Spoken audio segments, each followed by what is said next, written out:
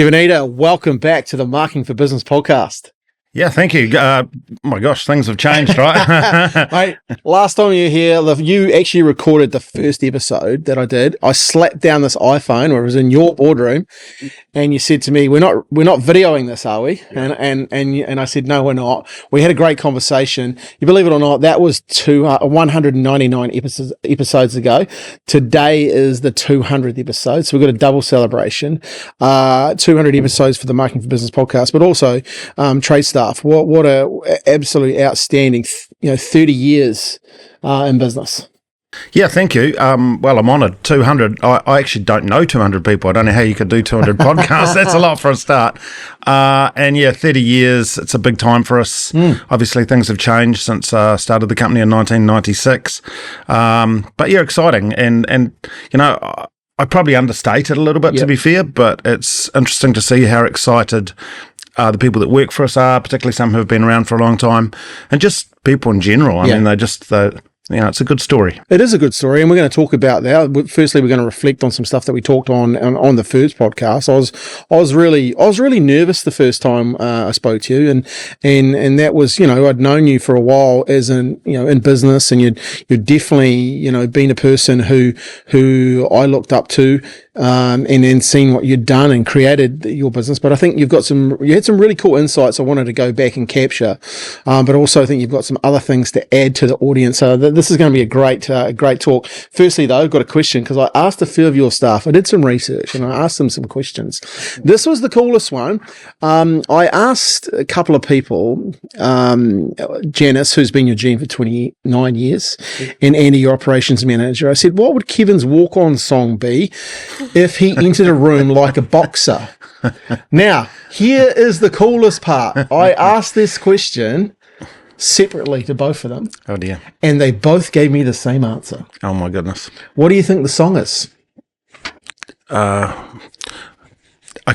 couldn't possibly imagine. I couldn't imagine. What I'd like to think is that I'll just tell you that Andy's actually, we've got two GMs now. So Andy looks in charge of all the operations. Janice looks after the people. So they're both folk who have known us for a long time. Yeah.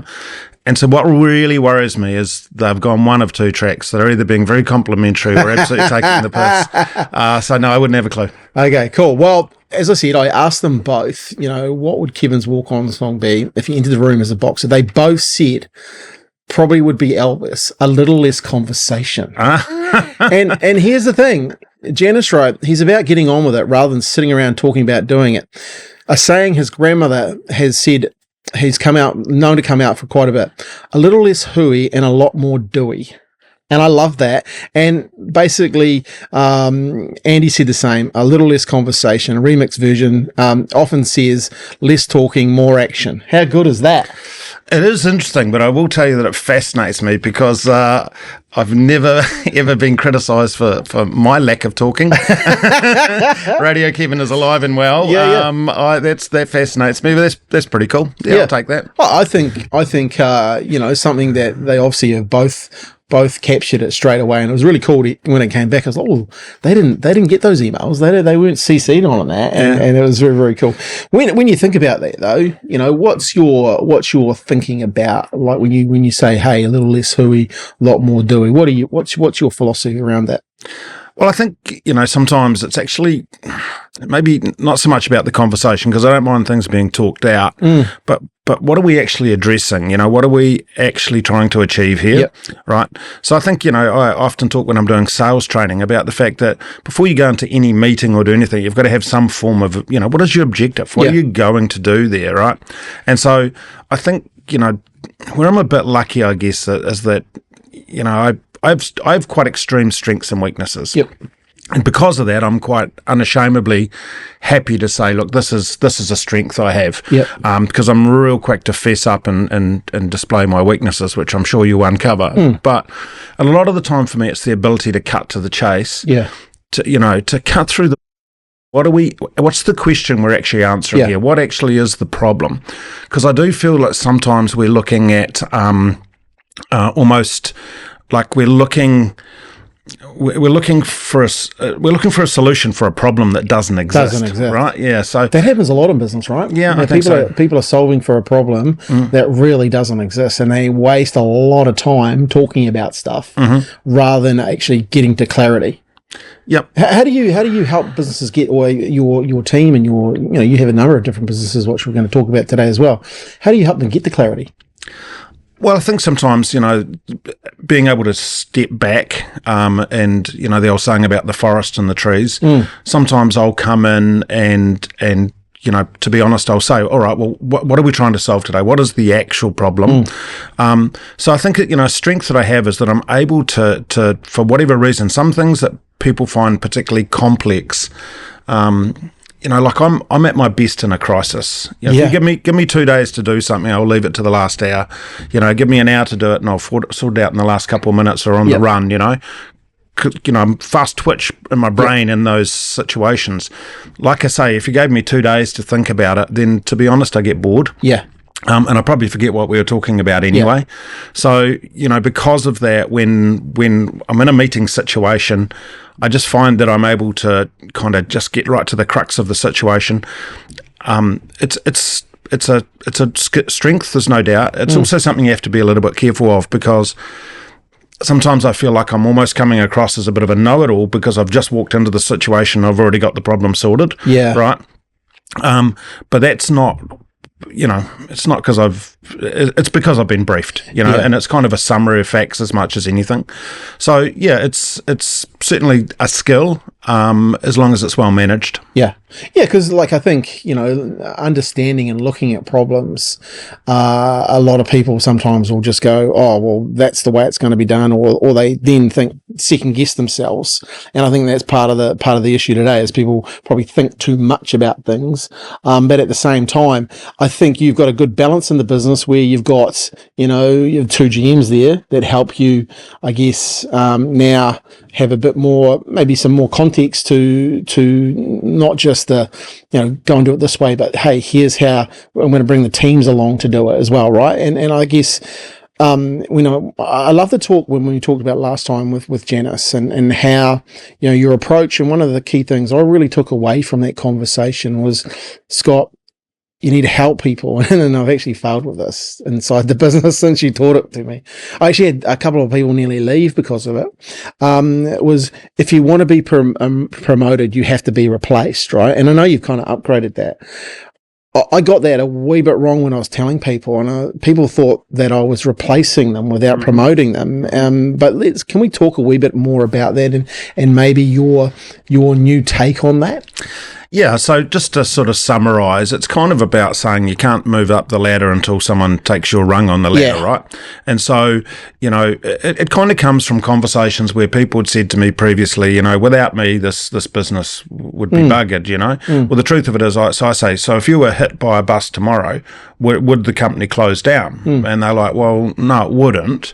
So for me, it's about, if you can't be replaced, then the business is in trouble, right? Yeah. But if you can't be replaced, you personally can't be promoted. So if you're in a position of management and you want the next job up, your job is essentially to employ and train someone to do your job better than you are, so that you can move up. And that takes some strength and some bravery, but that's how you advance your career, right? I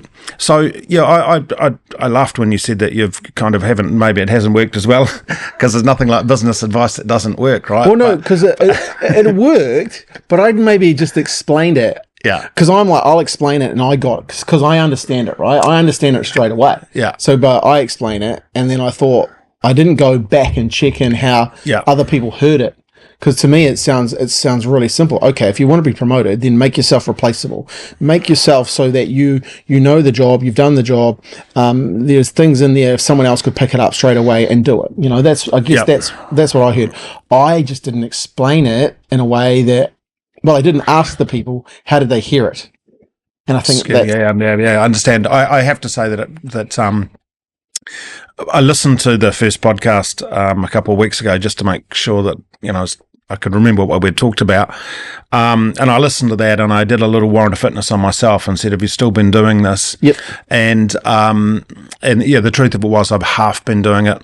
So I've kind of upgraded a little bit. It's not quite so confronting now, if you like. But one of the things I talk about in business now is about your role is basically to create time and space for other people to achieve, or for time and space for other people to do well. Okay, so it might be a situation, for instance, in the business, you might have someone who's particularly strong in sales, but they just don't have the time and space to go and do those sales. Maybe they're bogged down in admin or rules or culture or whatever. So, my job is to look at that person and go, all right, so we've employed you to do a job. I mean, just look at it from a sporting point of view. You've got the world's greatest winger on the sideline in a rugby game, but you're not doing enough to give him time and space with the ball so that he or she can succeed. So for me, it's more about looking and going, all right, what is happening here that's restricting your growth, or what is happening here that's restricting your business growth? Sometimes I think we get in the way of each other, or get in the way of ourselves, right? Yeah. So I've been working on that quite a bit lately, and particularly even, a lot of our teams, our Tradestaff teams, are smaller teams, and just making sure that we haven't got too much of a sameness in the makeup of our teams, but also being able to go, well, okay, if this is a real strength of this person or this branch, what are we doing to remove all of the hurdles to it doing well? Yeah, right. That like, it's interesting because it's a big business, but it's made up of smaller teams and areas, right? How do you guys manage making room for and space for others to achieve in those smaller teams? Because that's something I would, we're a smaller team in the context of a business. We have 18 staff. How do you make ways for or space for other people to achieve their goals and dreams? Because you've done that really well, and to have someone work for you for 29 years. That's a massive achievement in itself, right? And you don't just have one person like that. You have multiple people like that. And I think that's an issue that lots of business owners deal with. How do they make space for people to see themselves in that dream long enough? Yeah, we've got a number over 20 years, and even a bigger number again over 10 or 15 years. Yeah. So it's quite astounding, to be honest. Look, I think it starts when you're hiring. Like, for a start, if you're hiring, like I use a lot of sporting analogies, and I'm not just going to randomly keep coming up with them. But again, if you look at in a sport, like, I know you're a big cricket fan, right? So if your bowling lineup is pretty weak and you don't have a straight out fast bowler, you go out and find a fast bowler, right? True. Or a leg spinner or whatever. You don't just keep picking same, right? Yeah. And so you've got to look in a team. If you're going to have a team of like 4 or 5, then you've got to have some people with some really different skill sets, whether it be marketing or sales or just home based doing the admin or whatever, and making sure you're employing for that rather than just same. Nice. So, we do a lot of testing of the people that come in, the disc profiling and stuff like that. It's not the be all and end all. Just want to add, like, the humans are still making all the decisions in our building. Yeah. But certainly looking at it and going, well, for a start, this is the kind of profile we're looking for, right? And then how does that work with other people? Is there going to be a cultural fit there? And then even getting to a stage we're going, well, okay, we've got 2 people here who, they're chalk and cheese. We need to teach them first and foremost how to communicate with each other. Okay. Right? And so once we've got worked out that they like to be instructed in a certain way, or they like a bit of freedom, or they want to be managed, if we can start that right from the beginning and then work to that, right? So when we're looking to bring a new team member in, we'll have a look at the profiles and the skill sets that we've got, and then look to fill around that. Nice. So do you use DISC to do that, or how do you do that? Yes, we do. Yeah. So then you look at their profiles and go, okay, this person will probably like to be managed more than. Yeah. That's interesting. Yeah. And we engage experts to do that. Obviously, it's not something, I have to confess, that's not something I necessarily know a lot about. I certainly know that when someone comes on board and they say, hey, Kevin, this person's got the same profile as you. Yeah. It makes me think, okay, well, I know that we're going to have to manage around that to cover the shortfalls as well. What do you think makes people want to stay, though? The great saying I've always heard is people come for the content, but they stay for the community. Why do people because it's a fair chunk, of your life turning up to, 40 hours a week, for 10, 15 years. Yeah. What do you think, in your case, with Tradestaff, why people stayed? Well, it's certainly not the money. Yep. Okay, that's just part of it. They can get paid probably as much, if not more, doing other things. Yep. First word I always look at is just respect. Okay. Nice. I think everyone that works for us, I'd like to think that they believe they have a voice that they'll listen to.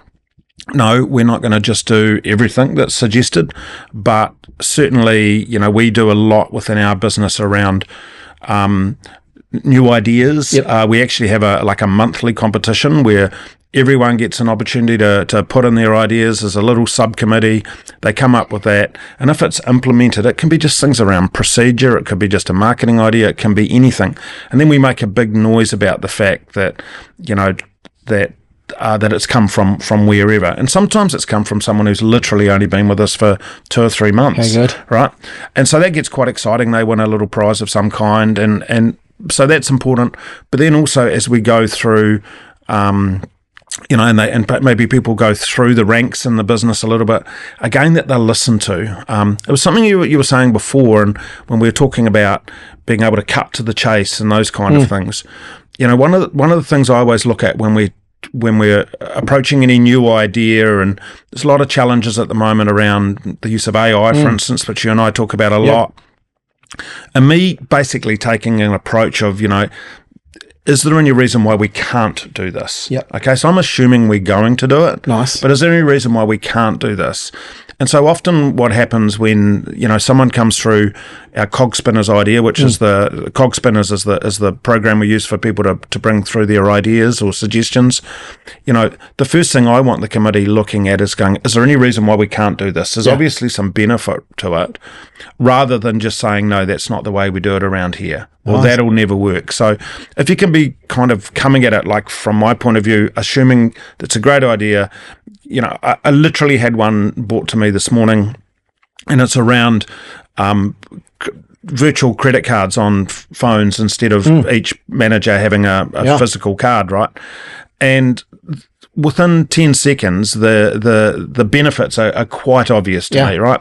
And I'm saying to my financial controller, look, I'm all for it. I'm 100% all for it. Just think. Let us think. What are the unforeseen circumstances? Are they going to game it? Are they going to be working out who's can go and get coffees and whatever? Are they going to game it? Right. Once we kind of worked out the parameters around that, it's just happening. Yeah. And so then I think also, for Tradestaff, it is genuinely a family-owned company. We've I've had all sorts of experts over the years saying, we should be having a formal board and we should be having, blah blah blah. In my senior management team, we've got 125 years of Tradestaff and 5 of us or something, right? So that's more than enough experience as long as we're there's not too much tunnel vision, right? And so I think the cool thing where we worked well is that we're all very different personalities, but also I don't live in the business on a day-to-day basis, right? I'm constantly picking the brains of others and reading and listening and just seeing different ideas, but then unashamedly stealing ideas from a 22-year-old. One of our guys recently just came at me out of the blue with an idea, and I said to him, I'm stealing it. I'm absolutely stealing that and owning it. I will always give you credit for it, Ryan, but I'm stealing it. Love right? It. Yeah. Love it. And another one in it was a real cool line. I thought I'd kind of heard them all, but one of our girls in Queenstown, in our Queenstown branch, when I was just there last week, she explained to me that she'd been dealing with a long-term contact, and the company had brought in 2 new people, and she was passing on details for the new people. And then just before the meeting finished, she said, and what will you say about me to them? Oh, wow. Right?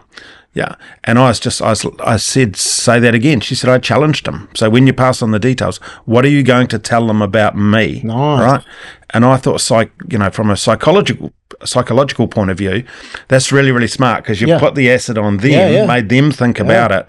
So again, D, I've stolen that one and I'm going to use it. Yeah, that's gold. So then in the training that I'm doing with people and talking to them about sales, those kind of ideas, that are not my ideas. I'm just stealing them and implementing them in the business, you know. So I think that allows people to stay around. Yeah. Totally. Our culture is fun. You know, we said when we started the company that we didn't want to be a big corporate. And I know that in the first podcast, you know, if you don't know me, the illusion is of a big corporate. Yeah. Right. Because that's the way we behave. But at the end of the day, you know, our HR manager's got a wall full of pictures of babies, right? And we've just got a wall of Tradestaff babies. We literally had one. We had one born in Tauranga last night. Nice. We've got another one coming 1st of August, 3rd of September. They're coming thick and fast. These babies, cool. Right? And so they get little Tradestaff gift packs and everything that goes with it. Because the funny thing, and I did mention in the first podcast, you know, we had people who worked for us, who had babies, whose babies have worked for us, and then they've gone on and become clients. So if you're around long enough, you know, giving them a little baby pack at the start pays big dividends, you see. That's cool. That's so good. A couple of things there just to unpack for listeners, because if you're a business owner, you can do this, and I know we're going to start doing it, is having competitions, monthly competition on ideas. And what a cool thing. Like people can submit their ideas, and what I love about that is obviously you implement the ideas, everyone, you know, you can then reward that. You know, I think that's a really cool thing, because one of the key points you made is people feel respected, they feel listened, and I think that's a real key, especially, you know, whether you're employing, you know, 50-year-olds, 60-year-olds, or whether you're employing 20-year-olds, you know, actually, hey, you know, this company listens to us. Yeah, and Scott, I think, you know, the critical point there is I'm not involved in that process. I'm not a judge, I'm not anything. I read about it the same as anyone. And it's quite interesting. And we have some people who, you know, who are not in you know, high management roles, who just come out with ideas week after week after week, because they're working at the coalface, right? And then once that goes through to the little committee, and even the committee changes all the time, and it sounds funny, committee in a workplace. We're not even talking about people, they're random, right? So they look at it, and the only thing that I've asked them to do is to look at it and say, does it make us go bigger, faster, stronger? And is there any reason why we can't? And if there is no reason, then let's just get on with it, and then celebrate. So there's, you know, we have an intranet all the time, and in every branch around the place, and those people celebrated, and they get a prize. So, you know, and the prize doesn't have, I don't even know, it's probably some coffee or something, you know. But that's cool though. Virtual credit cards, game changer. Like, we use them. Use a company. My accountant actually put me onto it. He goes, "Why do you have physical credit cards?" And he showed me, and then we showed me the system and how you can lock it down, and it was actually 100% pretty cool. You do something very cool though, and I didn't actually know this the first time I did the podcast. It wasn't until I came into your office, and I saw the TV up on the wall. So you actually have some cool stuff happening on a daily basis inside Tradestaff and inside all the branches. Talk to me a wee bit about that. Yeah, so it's an idea that sort of came about maybe around COVID time or whatever, when I just thought about us being more connected. You know, when you've got a nationwide business, how are we more connected? And I think a lot of it come out of, you know, like we would a lot of Zooming and you know, FaceTiming and stuff like that. So then it started out with a whole bunch of ideas that I just randomly had. Some of which is based on like the stock exchange with a ticker tape going. We've got, every time someone makes a sale, it comes up. So each branch and lunchroom and business unit's got a screen in it. And so there's ticker tape results coming up all the time. Someone's made done a great placement, a new record. Then we go into things like birthdays, anniversaries, cartoons, just news, you know, things emphasizing the key points of being good at Tradestaff, just all sorts of things happening all of the time. We're a bit funny, you know, even after 30 years, we still have all these little competitions. There's always at any given time some form of competition, whether it be the branch of the month or just something, you know, a bit silly. We had one recently, which was kind of like based on The Chase, the TV program, Nice. The Chase, right? And all it was random branches, like, our West Auckland branch, our Christchurch branch, and our Queenstown branch formed up as one team, and we had 4 teams, and they were competing against each other. But of course, I allowed them to create names for themselves and take ownership and all that. So the scoreboard's constantly updating. It gets engagement. It makes it interesting. Because, in the core business, I think, we know something we say a lot in our business. We're not curing cancer. We're not flying to the moon, right? What we do could easily become a little bit repetitive. So let's concentrate on different things. So if we're concentrating, for instance, on revenue, let's have a competition about revenue. If we're having a competition about our margin, then let's have if that's what we're concentrating on, let's do something in that space. And so then if I just say to people, I want us to concentrate on margin, well, that's only exciting for Kevin. For me. Yeah, exactly. So then if we can create some kind of matrix which is measured and make a competition about that. So we do. And then, so on the TVs at any given time, there's something happen. It's funny photos at the moment. There's videos around our 30th. There's old pictures of, me with humiliating, facial hair. There's just all sorts of things going on. But the whole thing is it's there to educate and entertain. But it's fun, and it does mean that as long as it's and key points are flashing up all of the time, So and it's a thing called Cube TV. It's quite easy. We can actually take most of the information around when sales are made and other things. They come straight out of our CRM system anyway. So it's driven out of there. So we don't even really need to do a whole lot. I just find funny memes and stuff and are constantly getting them on there because it amuses me. Yeah, I just think but it's sometimes you can overlook some of the things that really make a business gel. And that's one of those things I think can make a business gel because, look, when you're a nationwide business and all of a sudden, it's Mary's birthday and it comes up on the screen and Mary, but you didn't know it was her birthday. You send her an email or a text to say, hey, happy birthday. Like little things like that start to build that trust and they start to build little things inside the business that really add up to a bigger thing, and I think that's very, very cool. Well, there's instances where they don't even know what the person looks like. So they might be, dealing with Mary from head office and may have been doing for quite some time, but actually don't know too much about Mary, right? Yeah. So if it's Mary's birthday, then we want Mary's picture on the screen, Also something cool about her, like there's always a staff profile, new people coming on board, and they've got a pet frog or a dog or some crazy thing about themselves or whatever. So it's just, again, it's that connection that you actually feel like you belong to a family-owned company. Yeah.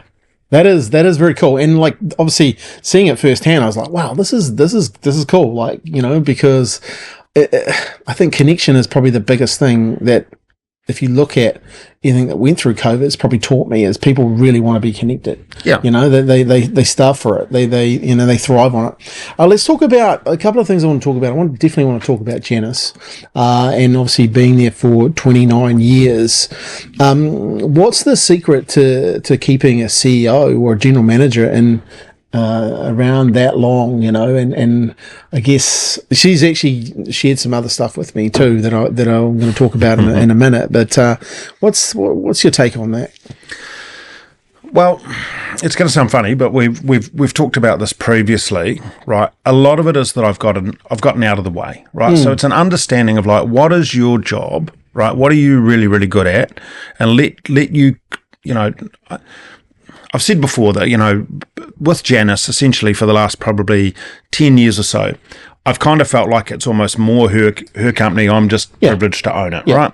It probably understates things a little bit, but for her, she has such a sense of ownership around that she feels like it's it's personal to her, right? And so when I look at Janice, and she's certainly a very special human being who's been part of my life for almost 30 years. But when I look at others that work within the business, I mean, just coming back to the TV thing in each branch, I've got it organised so that the stuff also comes up on my TV at home. Nice. So even though my wife works, whenever she sees that it's someone's birthday or whatever, she's got that connection and will, point these things out. So we're constantly, thinking about, I'm not big on hierarchy. I don't kind of believe in all of that, right? Yep. So for me, it's more about, what role do you have to play? How can I do everything I can to make sure you're really good at it, and then I want to get out of your way, right? When I've done some stuff around leadership training before, I've always talked about the fact that as a leader, you basically have to decide which role you're going to play. Yep. Are you going to lead from the front? Are you going to follow? Or are you going to get out of the way? Right? And so for me, I look at it and go, in my opinion, a really good leader, and if I'm operating well, then I'm hopping in and out of those three modes constantly. Yeah. Sometimes there is no doubt that, I've got to put my big boy pants on and lead from the front and, away we go. There's sometimes when I'm like, okay, cool, so just tell me what you want to do. Yeah. And then other times where I'm just best to be completely and utterly out of the way. Sitting in a whole day meeting or some big strategy thing, you've got me for half an hour or so. After that, I'm actually disruptive, right? And I'm best to be gone, and you just bring me 6 or 7 bullet points and go A or B. Okay. So if I'm leading from the front, then I'm genuinely leading from the front, and so that's a presence thing. I think that. You talked about Elvis before, one of the lines in one of his songs is everyone has a role to play, or something like that, right? So for me, when I turn up as Kevin, the managing director, founder of Tradestaff, then there's an expectation that I'll behave like that, whether that's in a business presentation or meeting staff or whatever for the first time. If it's just Kev on the beers, then it's a totally different thing, right? If I'm in an environment where I'm out visiting a client with consultants and they have the relationship, I'm quite happy to follow around the back of them and just ask questions, So just knowing what that role is. So I think what that then does is it creates the environment for the likes of the Janice and the Andys and Margs and people that have been with me for a long, long time, to know that they've got that job, that they're trusted in it. I'm not looking over their shoulder every minute. Yeah. I've created expectation along the way, but I mentioned Mark. She's been our credit controller for over 20 years, right? And people say to me, how much do you get involved in that? And I say, Marguerite cares about my money more than I do, right? She takes it personally to this day. If someone doesn't pay us, she takes it incredibly personally. So if that's the case, I don't need to be involved in that. I know that if we haven't been paid, there's nothing I can do that Mark won't have already done. Yeah. How good is that? And that's, trust over time, but really empowering people. Because you're right, you can lead from the front, you can follow, you can get out of their way. And I think sometimes leaders try and just lead from the front, then not get out of the way, and then don't let people follow. They are always in there micromanaging, trying to. And I remember my first business partner, he was like that. He would hire someone, but then want to know every detail of what they'd done that day. And I said, mate, we're hiring great people here. We've just got to get out of their way sometimes. And he couldn't do it. So recently we had a situation where I felt that part of our business was going down that track. Yep.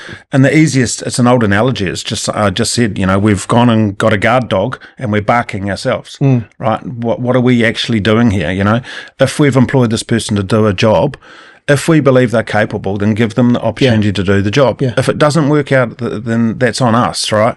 But give them the opportunity to just get on and do it. One of the cool things, Kevin, is what some of the things you're saying is some of the things that Andy and Janice wrote to me. Huh. So lead, follow, get out of your way, make yourself redundant in your current role, move next, employ people who scare you. There's a whole number of things. So you obviously have a philosophy that's fairly strong, because people are using some of your words in written words to me. Where does that philosophy come from? I asked Janice, what's something about Kevin that would surprise people who don't know him personally? She said he is a hugely emotional character with a genuine heart for people. He is loyal. His happy place is at his batch, which is an old Kiwi version, with a rod in one hand and a beer in the other, hanging out with people that know him since he was at primary school, where he can just be Kevin from Tin World. Something you might not know, Scott, also, he wanted to be a stand-up comedian. And that's a stitch-up. we'll talk about that.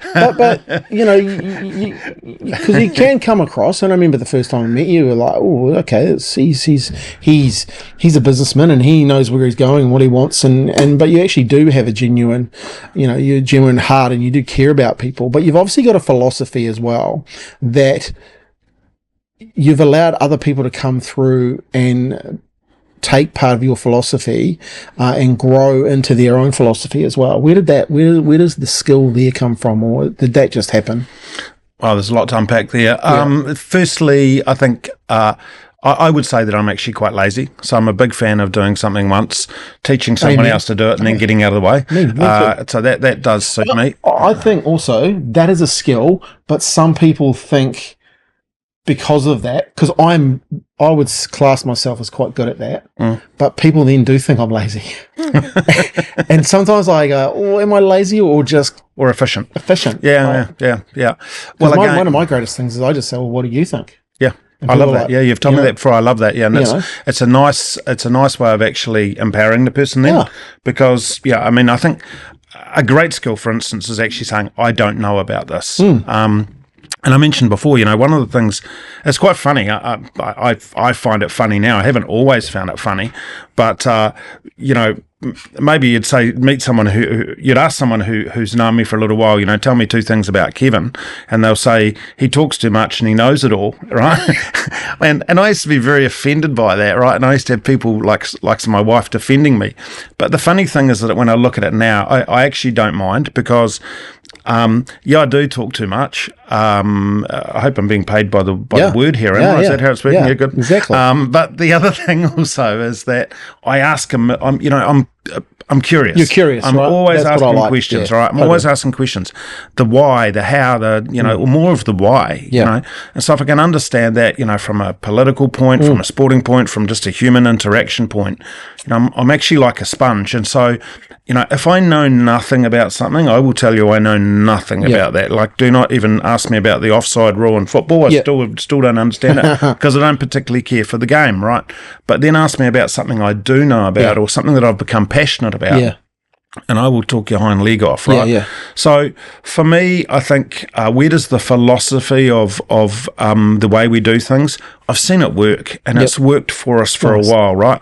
And when you're doing something for 30 years and you've got something that works, right, then you want to stick to it. And a real key thing, I think, is through that repetition, not just by doing the same thing we always did, but having the same philosophy about it, right? I like that. So, we talk about in our business, before I employed anyone, before I employed a single soul, so just me sitting down in Sydenham, Christchurch, with my funny little business, and I wanted to be different. I wanted to be able to do everything that the big companies could do, but I wanted to make it a lot less complex, right? So I came up with a phrase which was basically, we are cool and easy, right? And cool and easy, right? Now, the funny thing is that even this morning, when my financial controller is talking to me about the cards, she goes, the good thing about it, Kevin, is it's cool and easy. Nice. Right? Okay. So that's kind of stuck in those things. And so we have things like saying it's not the Tradestaff way. In other words, don't be a dick, or don't get so arrogant that you think it's got to be this way. But also don't lay down, right? We don't, we're not a discounter. Like, don't lay down. Value what you do and just hold your nerve, right? And that's quite tricky to convince people that we need to hold their nerve when they feel like we're being beaten in the market by someone else. But then subsequently, when we win the business back or succeed in that business because we've held our nerve, people adopt those philosophies and they carry on. So they've seen it work. I think that's what I liked about what you just said. I've seen it work. You've got proof, right? Yeah. Proof that it is, they've stood the test of time. And one of the things we say here is you got to stay in the queue. And sometimes you don't win that business But if you stay in the queue, all of a sudden, 5 years later, it comes back to you, and you know what? The price is a lot higher than it was, and so it's cool and easy. I like that. It's always been around. I just want to address the Janice saying that I wanted to be a stand-up comedian. That's just like she wanted to be a swimsuit model. I just think that's an absolute stitch-up. Thank you for that after 29 years. Oh, so good. She's got more, don't worry. Oh, good. Hey, it's 2026. You're listening to this podcast and you've probably heard of AI. So here's what I want you to do. We've created a free playbook that'll actually help you with AI and help your business get recommended. So all you need to do is go to the show notes or the link that's in this video, and I'll send you this playbook for free. Young people, because I think this is something that you wrote here. I mean, you sent me some things that you want to talk about. I thought it was really, really interesting. Working with young people and the need to offend. Talk to me about that, because well, it's real. Yeah. I love employing younger people. I mean, it seems we've had an enormous amount of success out of employing people in the early 20s, 22, 23, kind of when they've just got life, they're starting to have a bit of a plan, right? And one thing that aggravates me is boomers talking about young people, how good they've got it, without, like, if I give you an idea, our parents got told off by their parents for being fans of Elvis or the Beatles or something, right? So each generation thinks they're so much better than the one before. And so I look at 23-year-olds, and yes, not all of them, but that's the same as saying not all tall people are good at basketball, right? Not all of them, but a lot of people that come through, they're so driven. And they want to do well. Yeah. They don't necessarily needed to have come out of university or whatever, but I think that they get to that stage where they say, all right, enough of that, right? And they've often come from an environment which might be a farming background, or it might be like dad's a tradie or something like that, and they just want to get on with it, particularly if life's been a bit tough for them and they are hungry, right? Yeah. Now, I'd rather deal with that. Yeah. I'd rather just show a hungry person, how we do it, than have to run behind them with a stick. Right? True. So I really enjoy that. And when I say the right to offend, I'm, maybe not necessarily offend, but my God, they're so easily offended today. Like I've got a beautiful 16-year-old daughter who's one of the most wonderful human beings in the world. I'm teaching her to drive at the moment, which in itself is quite an experience for both of us, right? Yeah. But she's pretty good at it, so I'm empowering her to drive, and I'm minding my own business, right? But we were driving into school the other day, and a friend rang and had organised for me to catch up that night with him and a mutual friend to go and have some beers, right? And I said to my daughter, both of these guys are like 6'4" and skinny. Right, and I'm not, right? So I said to her, what I have to do is make sure I don't stand between the two of them. I look like the number 101, it just doesn't work out. Well, she got all upset. She said, Dad, don't talk about yourself. You're beautiful, Dad. Don't talk about yourself like that, right? It's not good for your mental health, right? And I said, Isabella, are you telling me that you were offended for me about something I said about myself? Right? You don't have the right to be offended. That's on me, right? Yeah. And I think, like, stand-up comedian stuff aside, I like to laugh. Yeah. I was given advice by a good friend 10 or 15 years ago. He said, if you want the secret to life, just hang around with people who make you laugh, right? 100%. So, as I said to my daughter, and I say to young people all the time when they get all, pithy about something, I'm like, the problem is I laugh until it's not funny. Yeah. Right? 100%. Right? You're not laughing until someone tells you it's funny, right? And then it's not funny anymore. Like, my wife has got the most amazing laugh, infectious. And I can tell you now that if she was standing here and I said, Rachel, what about that Simpsons episode where Homer makes the home movie, man gets hit in groin with ball? Yeah. Rachel will start laughing to such a degree that we're all laughing, right? It's about a man being, it's a cartoon character, right? But it's about physical pain, but she thinks it's the funniest thing ever. And suddenly we all do as well, right? Totally. So with the young ones, we're so busy tiptoeing around them that, I mean, isn't laughing an expression of who we are and, you know, the endorphins and everything that comes with it? 100%. And isn't that where positivity comes from? 100%. Every young person should be made to watch two things: Billy T. James and the movie Boy. I started watching it with my son yesterday, and we were in hysterics, just laughing. And then I picked up one of his mates, took them to the movies, and they were in the back seat talking about this movie Boy and all the things that you're not supposed to say, and they were saying it, and I was like, yes, two young lads getting it, because you know that's exactly right. You've got to have a laugh, and you've got to have some fun. Well, the creativity is just beaten. Well, not beaten, but coached out of people, right? Yeah.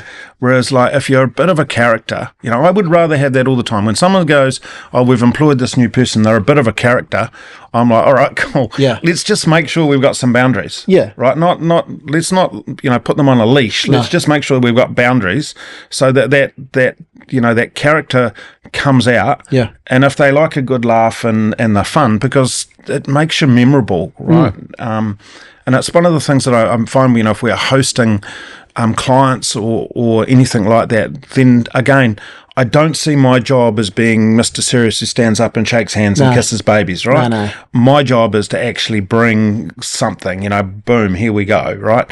And that's that kind of assuming the character role, coming in. And I'm the owner of the company, but I'm a cool guy and I like a laugh and I'm going to have a beer with you and all of those things. And also, I think that's what, like, business should be like that, right? Like, you should be able to have some fun. You should be able to go and do and be who you want to be and create space for characters to come in. I listened to a podcast with Mark Ellis the other day, and I was just like, dude, so funny. Imagine being in business with him. I was like, how cool would it be to be in business with him? It'll be wild. But again, you can't be Mark Ellis. No. Right? And so that's the problem is I've probably listened to the same podcast, I think, right? Yeah. Where it's successful, and if it's the one I'm thinking about, he talks about his business partner who was very solid and rigid and whatever. So Mark knew what role he had to play. Yeah. The problem is, of course, is you get three Mark Ellises all in the room, and it's a train wreck. Right? Nothing happens. No. Right? It's funny. But there's no comments takes place. No comments. So he knows the role he plays, and he does it with such a self-depreciating manner that he's able to get out of the way of the other stuff. It's important understanding the role you play. You've mentioned it a couple of times now. Something that people could really work on. What's the role that you're playing? You've also, since we've last talked, you've also started a couple of other businesses. One business we didn't talk about last time is Blade Pile. You also started Tradestaff Workwear, and the global business as well. It's pretty cool that you've got all these other things on the go. When you look at some of those, let's take Blade Pile. What, obviously you've got a good person in that business. Is that something that you look at as well? You look for someone in the business that can, obviously, because you're not there, right? Like I remember the last time I think we spoke, you were just about off to Italy, going there for a year, So how do you manage that then? Like you just picking good people and once again getting out of their way, or what's the story behind that? Well, we're in a few different businesses. Some of them are under the Tradestaff banner, some are not. But Blade Pole came about. There's one of the great characters in life is a guy called Peter Fowler. Pete actually worked for Tradestaff for the best part of 10 years in Wellington, and then in the central North Island, based out of Tauranga. And Pete came up with... Pete's amazing. Pete has 1,000 ideas a day, right? And like most of them are straight out wacky. The funny thing is that eventually he's just ahead of his time. He comes up with some ridiculous concept, and then 10 years later it's normalised, and we all laugh about it and go, well, we thought that was one of your stupidest ideas, right? But Pete said to me that after a period he was actually a bit bored with recruiting. He's a chef, he's a carpenter, he's an entrepreneur. He wanted to do something different. And so we talked about what that might look like. We agreed that maybe he could work a couple of days a week for us in a business development role, and the rest of the time building the business. And then I said to him, well, if we're going to do that, why don't we just be partners? You can run it. I'll just come in and give you some horsepower, right? Nice. So we did that, and we ultimately ended up in a modular building business, which was post-earthquakes in Christchurch. And we were building these modular buildings all over town, all over the country, really, but a lot in Christchurch. Buildings which we could repurpose. They would be there temporary for a few months, and then we'd repurpose them somewhere else. But the problem was that we had to pour foundations for a temporary building, which made it impractical. Yeah. So we found a product out of Australia called blade pile, and it's a screw pile with it's pretty technical. I can't really describe it, but it's a screw pile that goes in the ground. It's driven in by the hydraulics on a digger, right, an excavator. Anyway, Pete said, look, it's an Australian product. It's pretty cool. I've been trying to get hold of their agent. I can't really get hold of them. We agreed that we would have a look at it. I went to Australia. I was there actually on the Gold Coast, which is where their head office is. I was there on a golfing trip. So I rang them up, went down and visited them, met the people. They said that they were getting rid of their New Zealand distributor, and so I asked them if we could be the New Zealand distributor. They said yes, and so the next phone call was me ringing Pete going, you're now the New Zealand distributor for this product. Good luck with that. And he's jumped in.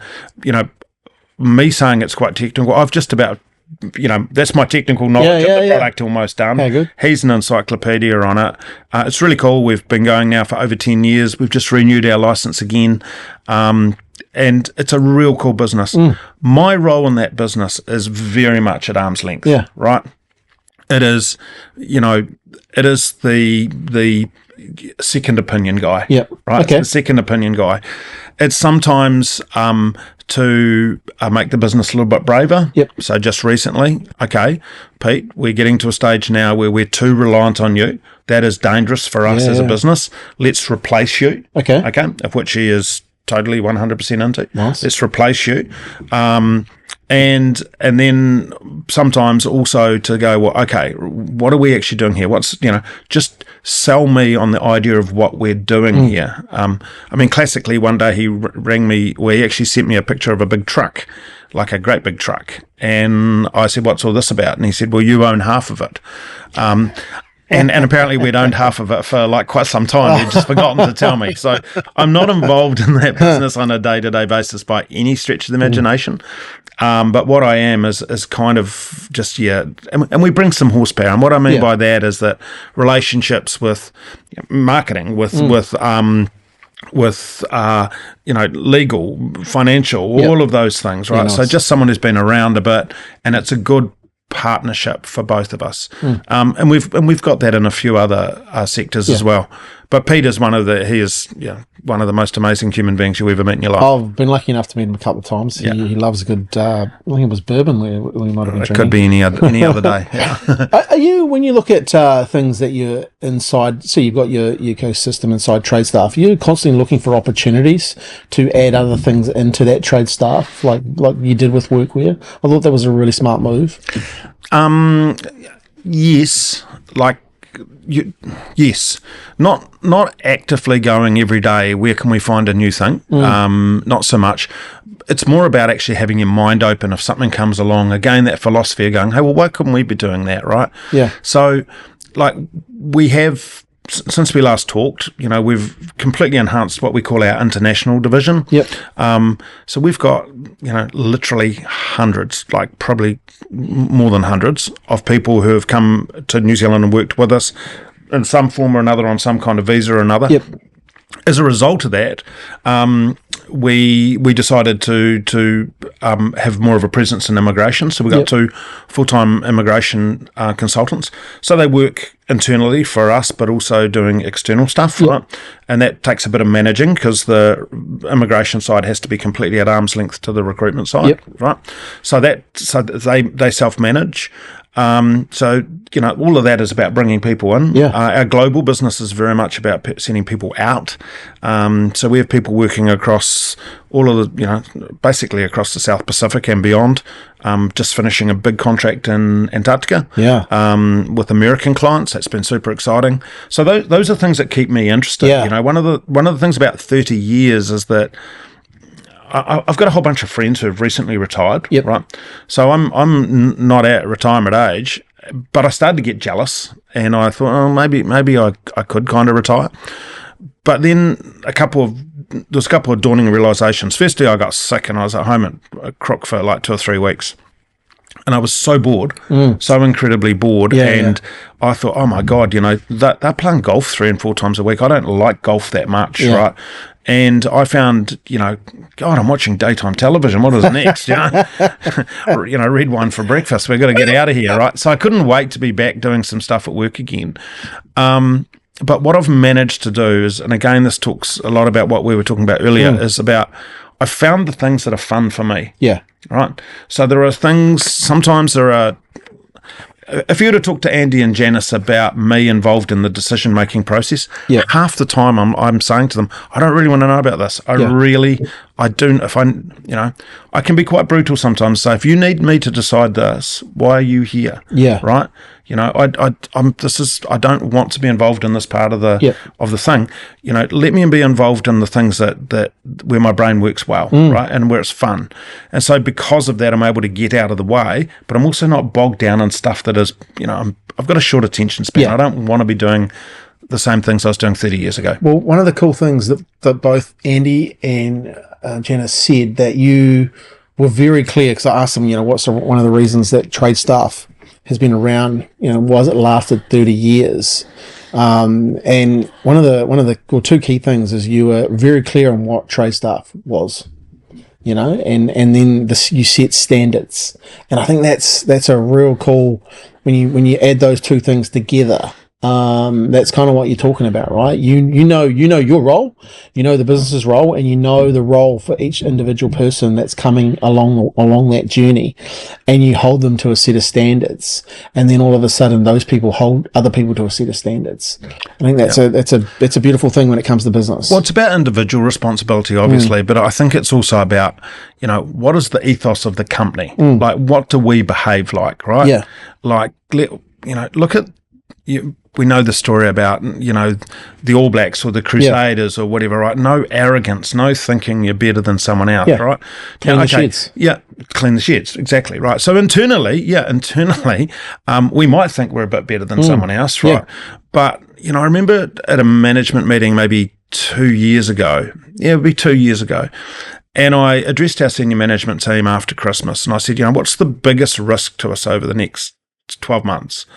And, they were talking about competition and economy and all of those things. And I said that I believe the 2 biggest issues were AI and hubris, right? The moment that we think our poo doesn't stink, right, then we've got a massive problem, right? Huge. Yeah. And so being able to say, we're the best, that's wonderful, except for we've got competitors who are opening new branches. We've got competitors who are stealing our lunch. We're not that damn good, right? Yeah. So if we're going to be in a market like that, how are we the best form of ourselves, right? And then how do we behave in that area? Now, from a personal point of view, Kevin away from Tradestaff's behaviour is nothing like Kevin within Tradestaff, right? It's chalk and cheese because they've got different roles to play. Yeah. But I expect within our company, the way we deal around any kind of conflict, we've got to be honest, we've got to be open, we've got to hold our ground, or we've got to concede that we're wrong, right? And I think it's funny now because we've been doing this for such a long time, but when Janice first started, working for me, and there was only her and I, one of the things I talked to her a lot about was, is what we're doing now, will this still work in 10 years? Yep. Everything we're doing now should still be relevant in 10 years, right? And so it was always with a longer term view. If we're negotiating with a client or we're winning business, is it about repeat business, right? Are we creating an environment where we can keep doing this? If it's a bit of a one-off, or we're trying to get a quick win by, shafting the client, there's no value in that, right? There's a lot of effort for not much. And then personally, we all in some form or another want to be liked, or want to be respected, or whatever, right? So for me, I'm wearing a shirt with Tradestaff on it, right? We've literally had hundreds of thousands of people who've worked for us, right? I don't want to be attacked. I don't want someone to come to me and say, oh, that company you work for is useless, right? So, I think that we all have a role to play. And then what happens is the team members, the people within that group, they all adopt that mantra. Yeah. That's very cool. You celebrated 30 years, and hopefully, I remember talking to you a couple of weeks ago before I went away, and you were sort of, 30 years, but I hope you've had time to reflect now, and because you would have had a couple of events where people have said a few things. Well, what are you most proud of when it comes to Tradestaff, and what's something that really you've taken time to think about and going, actually, this is pretty cool. Yeah, it's a funny thing, right? Because just to explain, my personality mindset is such that it's a different. Like if you and I suddenly came up with a concept or an idea now, and I said, "Oh, what about this?" and we got it up and running, right? And say 6 months later, it's up and running and it's hugely successful. There are people who would be part of that journey who would be partying and jumping up and down like it's the greatest thing ever, right? By the time that happens, I've moved on. Yeah. I'm genuinely excited when I think of it. Yes. Right. So in the conceptual phase and when I've come up with it and then I'm getting other people on the journey, that's all of my excitement. Right. So it's really difficult at the end of 6 months or so to be as excited as I was on that day.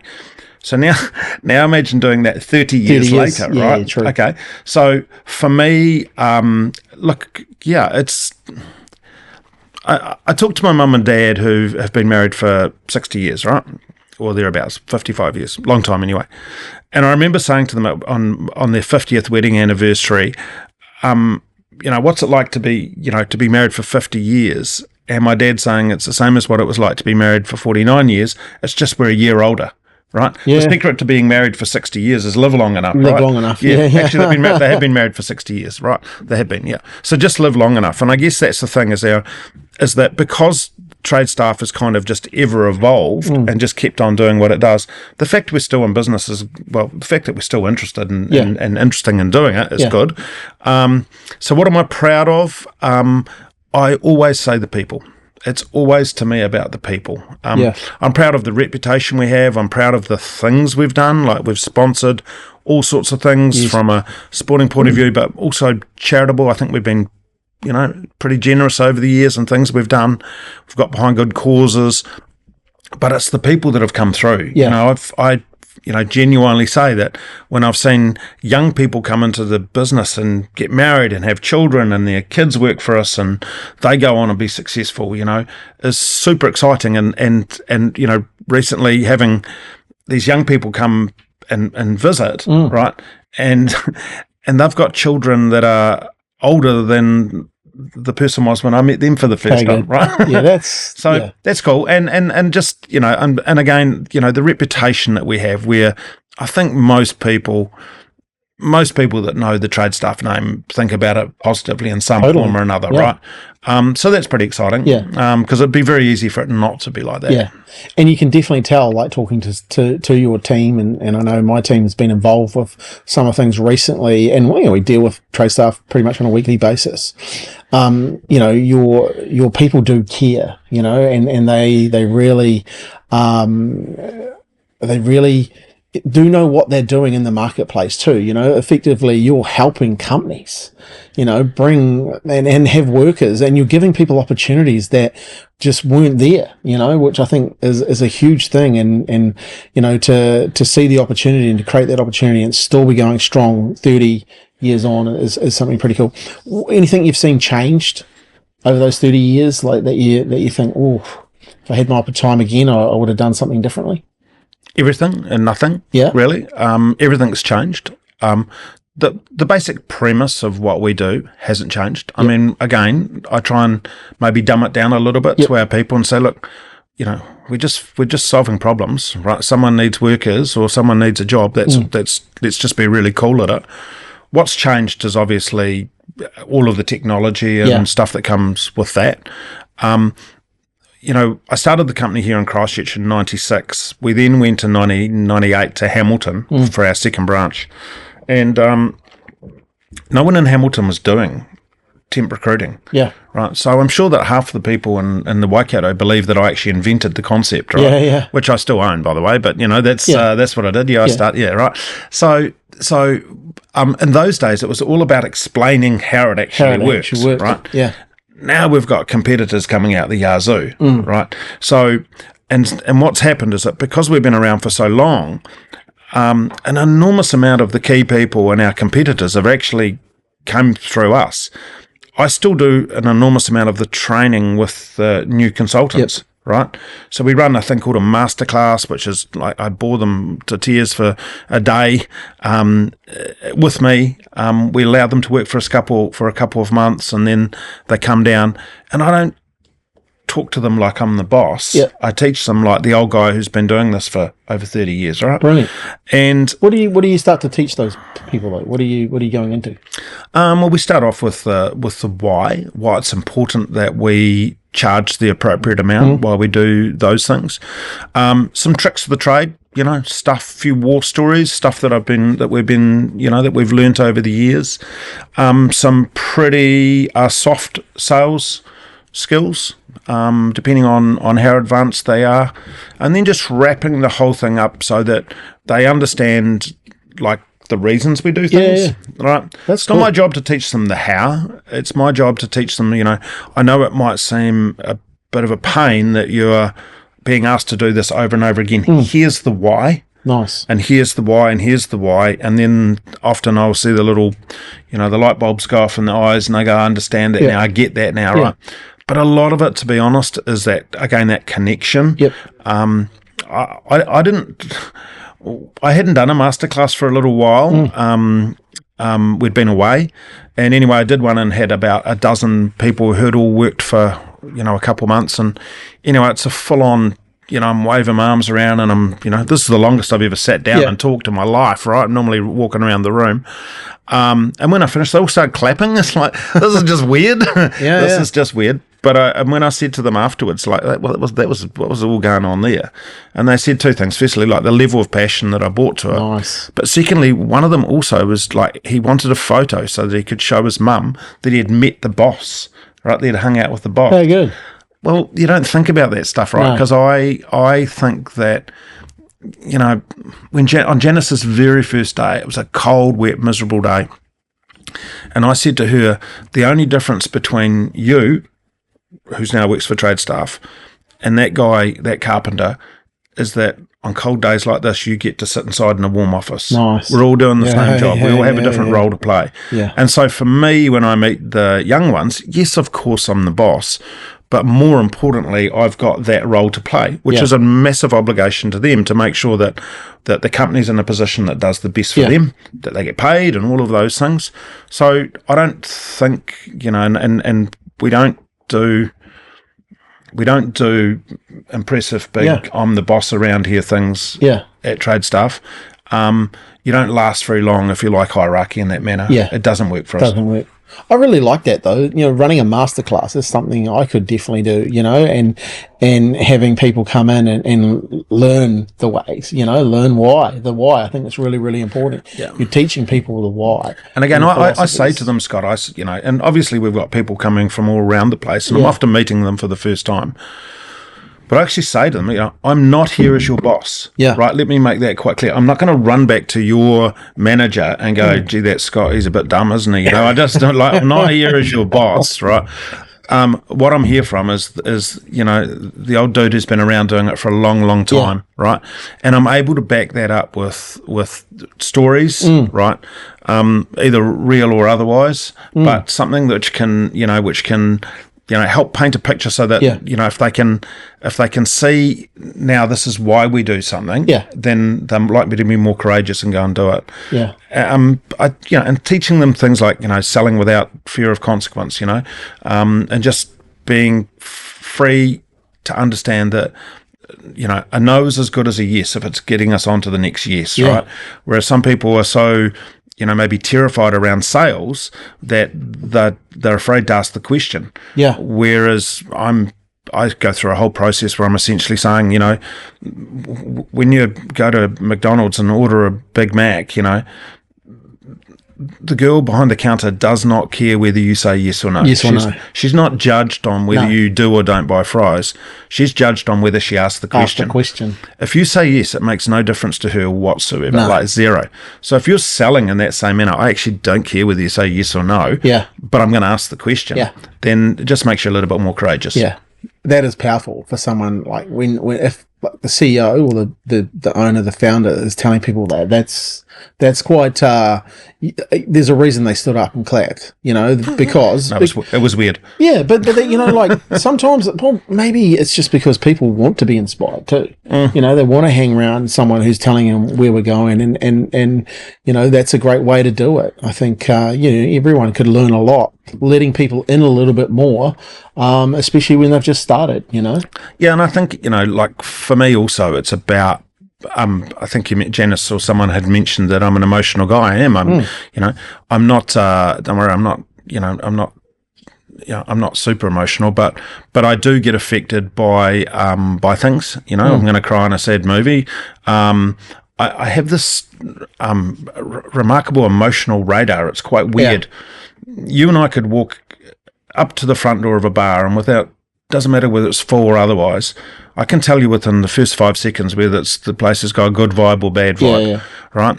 And I've literally walked out of bars where there's been big gang fights 5 minutes later, right? Yeah. I've walked into a quiet little restaurant, it looks like nothing, and 2 minutes later we're having the time of our lives, right? Yeah. So that happens. What it does mean is that like in a real, full-on emotive moment, I do. I'm like, oh my God, this is a bit dramatic, right?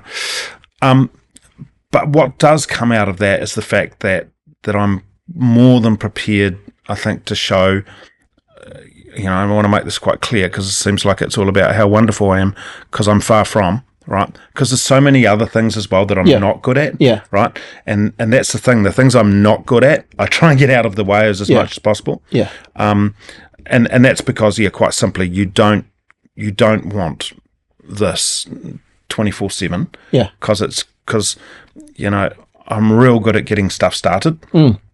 I'm real bad at actually finishing it. Yeah. If I was doing DIY around the house, there's 17 projects and none of them finished. Yeah, I'd be the same. I'm seriously the same. Yeah. My 16-year-old daughter has to assemble furniture when it comes to our house. Yeah. Like if we were to get a new barbecue or something, I've bought her a toolbox full of tools, right? And she will quite happily get the instruction manual and put that whole thing together. I've got to leave the house, right? I've got to be gone because otherwise there's conflict. And also I know that I'm going to get it wrong. Yeah. Yeah. But I think that's one of the great gifts of life is actually knowing that you're not good at that, right? And then I always say employ your weakness. Like employ someone else to do that. Like what you're not good at, they love. And I think that's one of the coolest things I've learned about owning a business is there's people out there that will happily do what you don't want to do and they don't want to do what you're doing. So if you can get alongside them, you make a winning team because they're doing stuff in their genius and you're doing stuff in yours. And I think, the fact that that you're not a finisher in some things, then that's just brilliant. I think you talked about the combine harvester. That was something that you mentioned last time and that Janice was the baler. You're out the front there making it, and then Janice is the person coming behind. Very, very much, and a life-changing moment for me is realising that she actually liked doing that. Yeah, I felt terrible. I felt like and I've had this in my life, even more recently in a sports club environment where I had a bit of a concept about how we could do something quite cool. Yep. And I went out and kind of pushed the whole idea of it and did other bits and pieces, which is all fine. But then realised that people couldn't work out why I'd stopped, right? Yeah. And I had to explain to them, you need to understand, like, if this is a great idea, this is going to work really, really cool, but not with me doing it. Yeah. Right? Yeah, not with me doing it, because it requires you to turn up every day and do it. That's not my jam. I thought you wanted to do that. So then they got really excited. Because they thought for some reason, it's only a sports club, they thought that they were kind of almost having to report to me. Yeah. I'm like, no, my bit is done. Yeah. Right? You probably will never ever see me and talk about me in the same breath about this again. Yeah. That's not my jam. I will muck it up, right? Yeah. But find someone who can run with that. Yeah, and they love it, and they're doing a great job. And in actual fact, they're doing more than my initial concept. Yeah, which is cool. And that's the coolest part too, right? Because other people come in, have an idea, other people come in, add to that idea, boom, boom, boom. You've created something that's even bigger than what you originally thought. Yeah, and I'm quite a new member of this club, so what I didn't want to do also is come in and pretend like I knew it all. Yeah. I just happen You're a to bowling know. club, right? I'm a bowler now, You're which a bowler, is the funniest thing in the whole wide world. How good. I love it. Mate, honestly, this has been a great chat once again. I can't believe, what are we going? Nearly 70-odd minutes, 80 minutes. Oh, my goodness. Have you got anything else you want to talk about? I've got a couple of other things I need to cover, but have you got anything you wanted to get across? Anything that we haven't talked about? No, only the fact that obviously, this is part of a marketing podcast. So, the thing that I find fascinating too is the telling of the story and owning of a brand, which has been quite fascinating. Yeah. I've had a couple of big approaches recently from around, sponsorship and other things. And the funny thing also about it, I think, is that all of them talk about how good it is for brand recognition and name recognition. And I've tended to come at it and go, we've been doing this for 30 years. If people haven't heard of us yet, we might as well give up, right? Yep. So we're more about, calls to action these days. Everything is around call to action. But it's quite fascinating, I think, with what we do with you guys is understanding what that core message is, right? So our core message really hasn't changed too much in the last 15 or 20 years, which is, if you want work, you come to Tradestaff, right? Anytime you need a job, come to Tradestaff. We don't just sticking a sign at a rugby game or on the side of a race car or something that says Tradestaff. It just doesn't work anymore, right? No. Because maybe it does when you first start out, because we did, right? But that's where something I think, with marketing in the early days, as the companies evolved, and had to be so much more clever, and I know, like with you guys, the use of video and the stuff that we're doing there, it's had to be much cleverer in making sure that message gets across in a short attention span, right? Yeah. And to that now, it's that consistency of that message in those shorter attention spans. So how do we even get our message even more frequent in shorter sound bites, but making sure that it's still a consistent message. And I think that's definitely an era that we're in at the moment and will be in for quite some time, because of technology. But at the same time, I think the companies that understand, hey, look, brand recognition is always going to be there, and needs to be there, but it needs to be done in a different way today. And I think that's the opportunity and also the challenge, because I remember, first starting out in marketing, I'll be writing Yellow Pages ads, Yes. And people would just hand it to you and you write that Yellow Pages ad. And then when people needed to find a plumber, you hope that you were AA plus plumbing, and that's how it worked. And then it just has constantly evolved. One thing that, the message, I think, is more important than ever. And because people still want to do business with people they know, like, and trust, and that trust factor is going to become a big part of that. So how you get that message across is probably going to become more important than ever, and that's where video will win the day, especially against the likes of AI generated content. You can't beat authentic. No. Right? So that's something, as a word we use a lot, is authentic, but also actually know, like, when we're talking from a sales point of view, we're talking about belly to belly. Yeah. Right? You're actually humans meeting humans, right? Because, I think, with COVID and all that, we learnt about Zoom calls and all that kind of stuff. There's no one enjoys them. No. I mean, there's no one enjoys them, right? No. Yeah. Like, because of the like everyone knows, there's just that awkwardness. You went to talk, but they talked, and then it was like they stopped talking and you stopped talking, but then they went to talk, but you talked again. And Andy and I have been dealing with this nationwide company they've been a really, really good client over the last 6 or 12 months. And that, when I say a nationwide client, they're actually expanding now, right? So we've been having a series, both of us individually and collectively, been having a series of different phone calls, video chats, whatever. So they were in Christchurch about 3 or 4 weeks ago, and we just took them out for some drinks after work and potentially dinner, right? let's just say it went well, because at about midnight, when we've all got fake mustaches and sombreros on in a Mexican bar and talking about stuff, we'd actually got to know each other. Yeah. We'd actually realised that we actually knew people who knew people. Yeah. Right? And we were talking, we had the opportunity to be able to find out more about what they're doing and more about what they're doing. They're now in expansion mode, and they're using us as they go around the country. They're using our branches to get the lay of the land. Nice. Right? So they're saying, if we want to open a branch in, Rotorua, cool. right? What's the go in Rotorua? Yeah. And your guys are on the ground, right? Yeah, if we're pitching for this business, if we're pitching for business in this area, what can you tell us about it, Nice. right? And so those conversations would never have come about, without a few margaritas probably, Nice. but just over with time and being belly to belly, Yeah, that is like people do business, the people they know, like, and trust, and that's building that, right? 100%. Know is about character, trust is about, demonstrating credibility, and that is that chemistry part, and that's the part you get face to face with sombreros on and dodgy mustaches. Hey, Kevin, I asked Janice and Andy, if you had 10 seconds on this podcast to say one thing to Kevin, what would you say? I was actually going to make you read it, but I think I'll read it. Yeah, I'm not going to read it. Yeah, Janice said 3 decades surely qualifies as a legacy. Stunning to think how many people and businesses have been impacted in that time. So obviously massive congratulations on a huge achievement. But let's bring it back. I just want to say thank you. And I know lots of others would say that as well.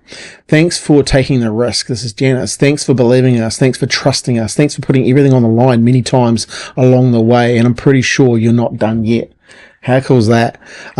Andy, Kevin, I think the real story of 30 years of Tradestaff is the tens of thousands of people, including myself, who have been given an opportunity, have found a job or a career with Tradestaff, supported their families, and built a better future because what you've created. I think that's so cool. The impact reaches far beyond the workplace and into people's homes, lives, and something that you can be incredibly proud of. How good is that? That is... Well, did I mention they're my 2 general managers, right? Yeah, so you can see the quality of people we've got working for us there. I mean, they're a massive, massive part of everything that we've done. Yeah. It is moments like that I do feel proud. Yeah. It's just something that we do think about a lot as a company, even, when we've got a new consultant and part of the masterclass, and I'm reminding them that, that the temporary worker we're putting into a like as a labourer on a building site, they see you, the consultant, in the same manner that you see me. You are their boss. You're responsible. If you haven't got them working, then they're not getting money, right? So if they're only working 4 days a week, or for missing work for whatever reason, then who's paying their rent or their power or their food or whatever? So the responsibility, people come to us for work, then it's our job to make sure that we are doing that for them, right? Yeah, that's the key thing. And that's the key thing, but also at the same time, have a little bit of fun and have humility with it, right? And that's the Tradestaff way as well. Mate, I really appreciate it. This has been a great chat. Once again, I can't believe how quick it went. I'm glad I got you on video this time. I just want to say on behalf of obviously Digital Influence as well, it's been amazing. We've been going 10 years and you guys have been a client for that 10 years. And it's been amazing to be part of the Tradestaff journey, and we are really humble and we love the fact that we get to play such a small part, but at the same time being around your environment and the way that your team operate is very cool to see, and it's been cool to be part of that growth that you've had, but also you've added to the growth that we've had, so it's been very cool, and I'm glad you said yes to coming on the podcast again, episode 200. So I've got a wee gift for you. And you can take that back to the office or take that home and just share that, because I think one of the things I always say, you should celebrate your victories, and 30 years is a victory that you need to celebrate, and I know you guys did, but that's just a little something from us. So appreciate the friendship, but also appreciate the what you're doing in the community as well. So well done, and many more. I look forward to having you back. I look forward to having you, like I asked another gentleman some questions questions, but Murray, you didn't make the cut because Murray's been on the podcast 3 times now. I've told Murray's not allowed back on until he gets a bigger goal. But I think I'd love to have you back, and maybe we can talk about 35 years and maybe even 40 years if you're still in the business. I got a feeling you might be bowling for New Zealand by then anyway. So I'll be pretty old by then. I doubt that I'll be back, but if I do, I always enjoy it. Enjoy your company, and you guys are a big part of what we do. So thank you for that. I appreciate it. Cheers, buddy. All right, thank you. Hey, you've listened to this podcast. I think you've learned a bit. I think you've learned a number of things. One couple of big takeaways for me in this podcast definitely were, I'm going to empower my people to have some more competition, some ideas, creating that environment that I think we can actually hear more from some of our key people or some of the new people as well, and really empower them to actually come up with some ideas and bring their ideas forward. Because I think that's a goal, and that's something that everyone here listening can do inside their business. Another one for me was the masterclass, actually teaching some philosophy inside the business. I think that's gold. I think. Because if you can do that, people will see why you do stuff this certain way, and I think it might sound like a small thing, but I always believe small hinges swing big doors, and that's something that will open up other opportunities inside a business. So I appreciate you sharing that. That was gold. All right, your job now. Share the podcast. Look, you'll see this on LinkedIn. You'll see it on Instagram. See it on Facebook. You'll see our shorts. I want you to share it. Share it with a business owner. Share it with someone that's maybe going through some times at the moment and need to get some clarity. It was something that Kevin really talked about there, is having clarity and knowing who you are, where you need to go. So please share it. This is our 200th episode. And man, I'm stoked. When I first started with the old iPhone, I never thought we'd go more than maybe, I thought we'd get to 50, but 200 is awesome. Off the back of that, we just did a book deal with Rethink Press. That book will be coming out as part of that podcast and part of everything that's going on. So really, really cool. All right, thanks for your time. Have a great day. Remember, have fun, take action, and always celebrate your victories.